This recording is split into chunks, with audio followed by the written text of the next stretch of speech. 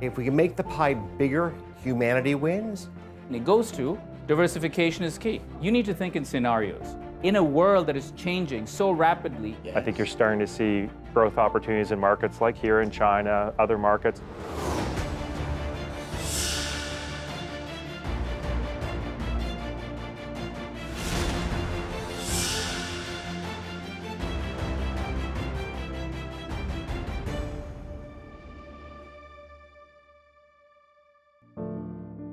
当美国证券市场结束10年长牛，全球资本正在经历有史以来最大规模迁徙。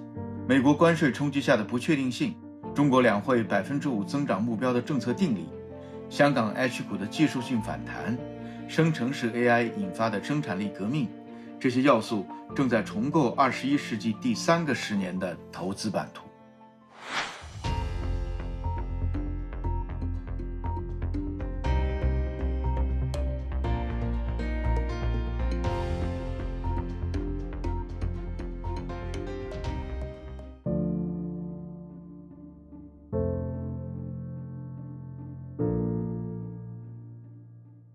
First thing first, at the beginning of this year, the broad consensus is something called American exceptionalism. But just 3 months in, obviously the American market is not that exceptional. And quite interesting, the best performing market is Hong Kong H shares, especially the tech index. So what changed? Do you see this coming? I don't think any of us saw what's here now coming in its current form. But I would say we did see the U.S. economy starting to slow.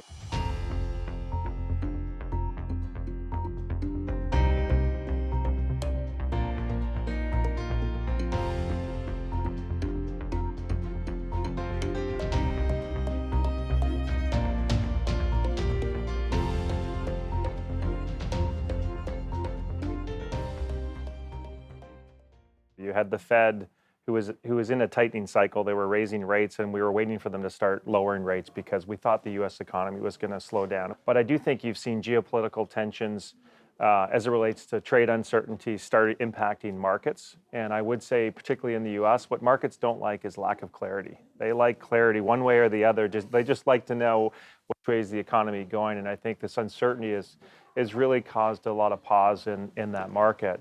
Well, none of us really know what will happen, and I can't really speculate of the outcome. I think what's important, though, is to understand the potential outcomes for investors and really try and give them that breadth of solutions and understand how do you diversify your portfolio? How do you maybe shift some of your allocation if you were heavy in the U.S., particularly because of the outperformance the U.S. market has had. I do think you're going to see some investors want to take some of that and diversify outside of the U.S. Yes. I think you're starting to see growth opportunities in markets like here in China, other markets. London is another good example, Europe. You mentioned a very important capital shift. The better return market this year is Europe and China. Do you see this trend is something sustainable? Yeah, I do think a lot of that will come back to the demographics and the growth of the economy. So markets are different than the economy, but a strong economy is typically good for markets. I do think what we've seen and what the government has done with the 2025 two sessions around just the commitment to growth, trying to provide broader support for the consumer. You talked about the rally in the H shares. A lot of that is driven by tech, by Gen AI and the hype around that and some of those companies in there. But I do think a more broader-based recovery that involves the consumer, I think is going to be required to sustain a bigger rally. But I think as that confidence comes back to the market, particularly for local investors, I do think you'll see more money come into the market for that.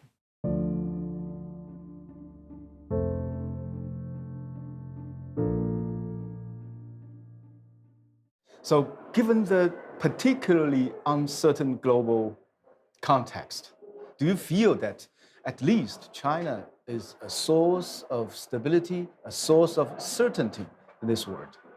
Whether it's in the United States, it's in Europe, it's in China, it's in the developing markets, the entire world yearns for growth.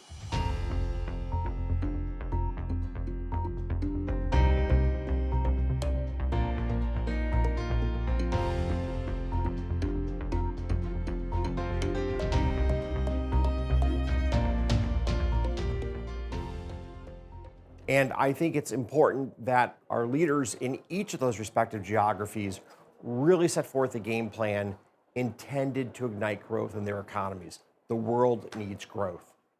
You know, recently you said that you are a little bit concerned about approaches that view global growth as a zero-sum game. Can you tell me something about that? Look, let's rephrase it. I think the world's much better off when we engage in policies that make the pie bigger. Yeah. Okay, if we can make the pie bigger, humanity wins. And to be blunt, a country like the United States is going to win in a world with a bigger pie. Will China win? China wins in that world also. There's no doubt about it, right? The two economic superpowers of the world win in any state of the world where the pie gets bigger. Yes.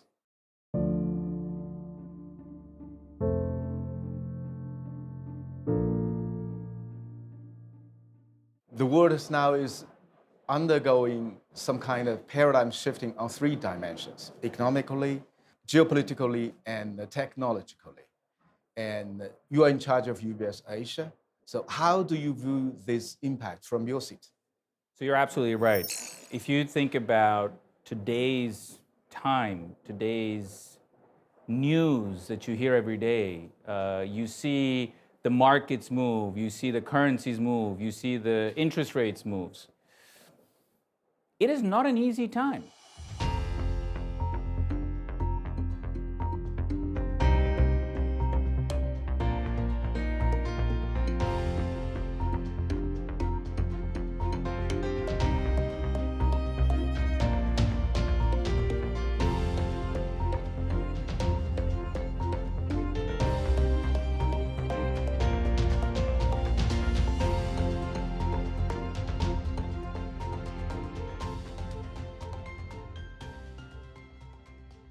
But what is relevant in these times is always to think about diversification. One of the things that we at UBS are very focused on is advising our clients to construct better investment portfolios, to think about where and how you should invest. And investing should be more diverse, because in such a world of uncertainty, you cannot just make one bet or one investment. You cannot put all your eggs in one basket, so to say. If you look at Hang Seng Index, one of the best performing indexes, and equally the German DAX being one of the well-performing indices from an equity markets perspective. Yeah. Coming into this year, not many people thought of such outperformance of these indices. So again, it goes to diversification is key. You need to think in scenarios. In a world that is changing so rapidly, When it comes to the US stock market, should the investors buy the dip? so we continue to be constructive on the US. We believe that there is upside potential. But again, we would take a very diversified approach to investing. We would not just basically say, go long in one specific market. It is really, really thinking about how to invest in a very balanced way. Particularly in the US, what markets don't like is lack of clarity. I think we're at peak uncertainty right now. And investing should be more diverse. Because in such a world of uncertainty, So let's talk something about China. You know, we have seen a rally in Chinese assets recently. So what do you think are the key takeaways for investors? The President Trump now is implementing tariff globally and shocking the market on a daily basis almost.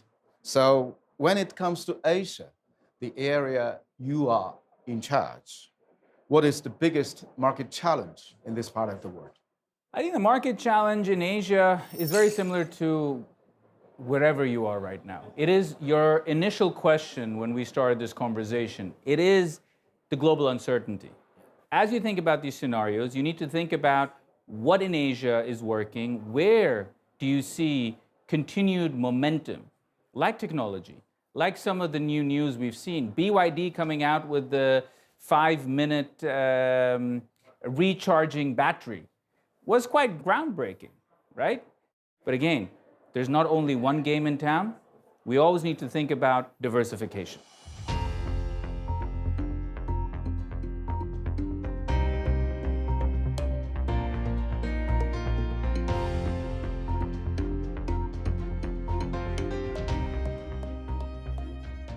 Our premier said this morning that he hopes the global executives to capture China's renewed momentum on innovation. We also talked something about the rally in Hong Kong market, especially the tech index. Do you see that it's a process of revaluation of Chinese assets? So if you look at the tech index, as you mentioned, it's up more than 36% year to date. So absolutely, we've seen a revaluation and more, for lack of a better word, umph in the entire technological perspective towards China and Chinese entities and companies that are bringing out technology. If you think about AI and DeepSeek, there was a DeepSeek moment in the markets. What is interesting is DeepSeek has existed for some time, right? But it coming out with what it actually showed, and then other entities coming out. BYD just did a very, very large capital markets transaction, which was very successful, and there was quite a lot of interest and demand for it. So yes, I would say there is a bit of a revaluation, and there is definitely a perspective that there's value. And value is always not just absolute, it's also relative. If you look at valuations, US, Europe, Asia, you still see lower valuations in Asia. Yes. So I think it's a combination of valuation and perspectives. Again, I think the big and most important thing is predictability of the future to the extent possible, and policy certainty. The revaluation of the Chinese assets is in the progress. Will it continue? Let's look at relative differences. If you look at the PE or price to earnings ratio in the US, Europe, and in Asia, specifically in terms of some of these companies and the tech index, and you just do the comparison, yes, we've seen a strong rally and an outperformance this year, year to date, after a long period of decline and not that much excitement. We believe as long as there is policy certainty and continued focus on opening and supporting the economy as much as technological innovation, we do feel that this has more legs. So during the past year, Chinese economies has experienced dramatic and up and down. So what's your takeaway? I think a couple things from my perspective. One, I already mentioned that there seems to be more confidence in the Chinese consumer. They seem to be out more dining, spending. That's generally a good sign in terms of outlook, and it really is about the outlook.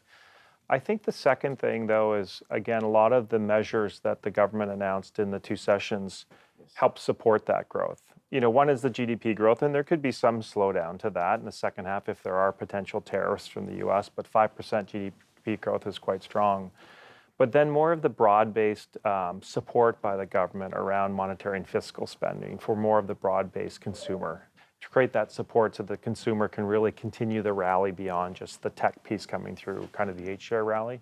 I think that's really encouraging. And as a company that's global with a big aspiration in Asia, at the company level, we're trying to get half of our total earnings globally coming from the Asia region between insurance and wealth. And China is such a big, important part of that, that when we see those signs of the government providing support, it makes us very encouraged in terms of the opportunities here, not just in the short term, but the long term. Asia is a really important market for us, and we have a big business in China and excited about the growth opportunities. And one of the reasons I travel personally to the market is you get a sense for how the economy is doing when you actually come and visit. Yes. And so even from last year to this year, for me personally, there seems to be much more energy and vibrancy with the Chinese consumer, which suggests that they have a lot more confidence and maybe they're willing to start spending more. You know, the DeepSeek frenzy means that it proves to the world that China can provide a very cost-effective alternative to the US models. So does that give a very good reason for the investors to reevaluate the Chinese assets? I think it does. I think it does two things. One is I think it reinforces that there's innovation in companies that are gonna come up and create investment opportunities that are different from the ones that exist today. And I do think you probably did see a little bit of an undervaluation in companies. I think this has brought it to the forefront, and that's probably why you're seeing some of that appreciation happen.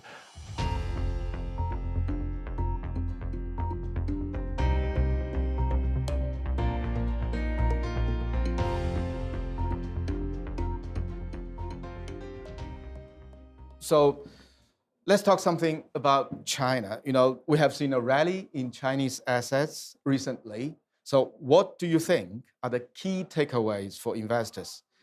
Look, I think this goes back to the conversation we had a year ago, which is China is an incredibly innovative and dynamic economy. And we've seen that play out over the course of the last year. Yes. And investors are in some sense moving past their fears and embracing the economic growth that they're seeing here in China. You know, it was just over a year ago was the anxiety over the property market. Yes. The government has taken very decisive steps to protect those who have bought real estate in the property market. The government is very clearly trying to increase consumer consumption here in China. Yeah. And as the market sees these dynamics play out, it gains confidence. Gains confidence. And that confidence is being met with these really great stories of innovation, which inspire even more confidence. Yes. And before you know it, a rally unfolds before your very eyes. Yeah, you mentioned DeepSeek moment. DeepSeek. Yes. Yes. Or the remarkable achievements in robotics that we're now seeing. Humanoid robotics. Yes. The thing is, autonomous vehicles. Yes. Do you believe that DeepSeek is a very good reason for international investors to reevaluate the Chinese assets? We spoke literally a year ago about the remarkable degree of innovation that happens in China. And yet, when you have other forms of uncertainty, people lose sight of the innovation that's taking place. Actually, it is taking place. It was taking place. It was taking place. It was happening. It was happening as we were sitting here a year ago. The innovation that is DeepSeek, or that defines robotics, or that defines EVs and autonomous vehicles, that was all happening. This is not something accidental. Right. It's not at all. But what's happened is, now that some of the other sources of uncertainty have been addressed, the innovation shines through in the minds of the investor, and they embrace that. I think the big and most important thing is predictability of the future to the extent possible, and policy certainty. There seems to be much more energy and vibrancy with the Chinese consumer. China is an incredibly innovative and dynamic economy. We are in a particularly uncertain time. You are CEO of one of the leading asset managers in the world. So what kind of advice you will tell your clients in this time? What kind of playbook they need? Speaking of AI, over the year, we've seen significant advances, especially here in China. Have your views on the impact of AI changed? So number one is, I would say that AI has advanced faster than I had expected a year ago. Like, the rate of advancement has been faster than the optimists, I think, even a year ago predicted. Number two is, we're now seeing uptake in the real economy, whether it's in call centers, whether it's engaged in translation services, whether it's being used in predictive analytics to help make better decisions on maintenance of high performance equipment. We're seeing the impact of machine learning and generative AI play out at an ever increasing pace in the real economy. And with so much capital flowing into this area from venture capitalists and from other investors, we're going to see this continued rate of high innovation in the AI space for the next couple of years. During the past year, when it comes to AI, what are you most excited about? I'm excited about the potential it has to increase global productivity, because the world needs growth. We need growth. And AI is doing something profound. It is changing the mindset of the C-suite. The CEO and the chief financial officer and the chief operating officer are now all talking about, how do I use and embrace technology to make my business more efficient?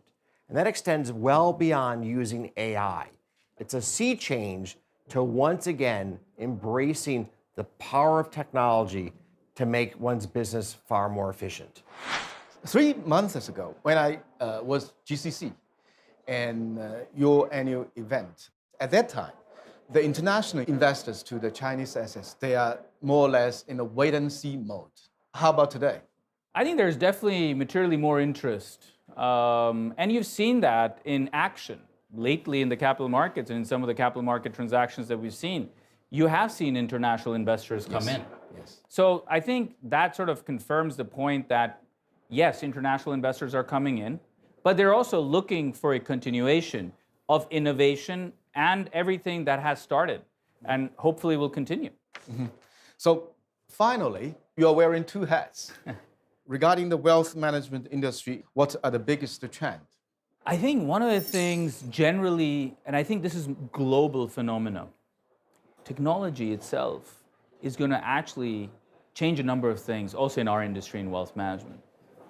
So if you think and you step back and you think about wealth management has been something that typically the very wealthy have been able to consume as a service.